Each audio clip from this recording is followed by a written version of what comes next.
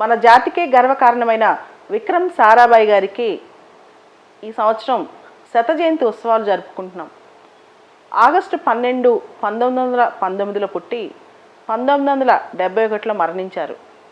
ఆయన కళ ఆర్యభట్ట.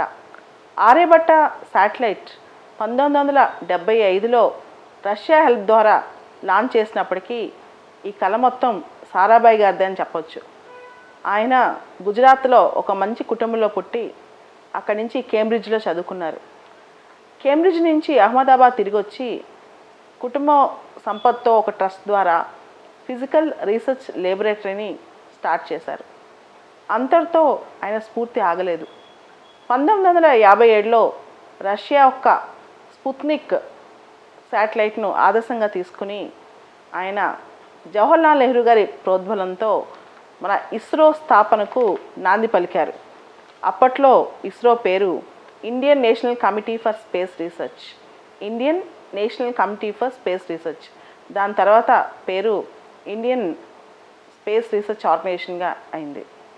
తర్వాత ఆయన అటామిక్ ఎనర్జీ కమిషన్ కూడా చైర్మన్గా పనిచేశారు.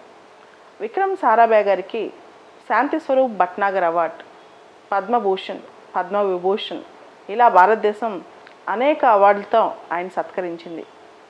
తిరువనంతపురంలో Vikram Sarabhai space research centre కూడా ఉంది.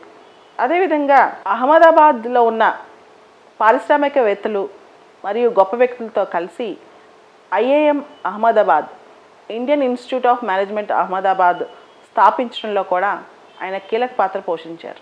విక్రమ్ సారాభాయ్ గారి పేరుకు సంబంధించి మన చంద్రయాన్ 2లో ల్యాండర్కు ఆయన పేరే పెట్టుకున్నాం, విక్రమ్ అని చెప్పి. ఆయన 100 సంవత్సరాలు ఆయన నిండిన సందర్భంగా మొన్న మధ్య లాంచ్ చేసిన చంద్రయాన్ 2లో కూడా ఆయన పేరు మనం పెట్టుకున్నాం, జ్ఞాపికగా, ఒక గుర్తుగా.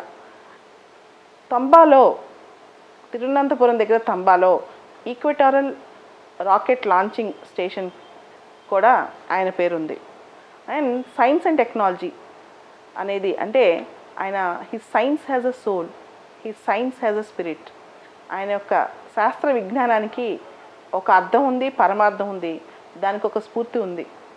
శాస్త్ర సాంకేతిక విజ్ఞానం అభివృద్ధికి పాటుపడాలని, మానవాళికి పాటుపడాలని చక్కగా కాంక్షించిన వ్యక్తి ఆయన.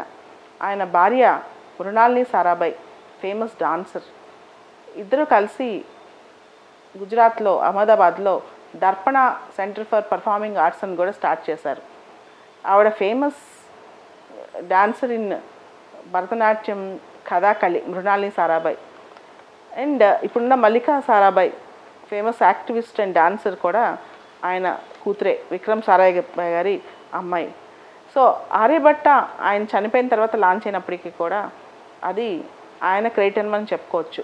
ఈరోజు భారతదేశం స్పేస్ సైన్స్ ఇంత ఎదిగిందంటే కారణం విక్రమ్ సారాభాయ్.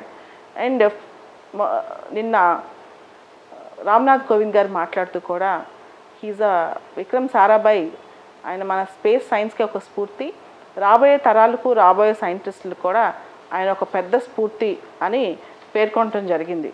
తర్వాత ఆయనకి విక్రమ్ సారాభాయ్ గుర్తుగా మూన్ మీద అంటే చంద్రుడి మీద ఒక క్రేటర్ను ఆయన పేరు పెట్టారు.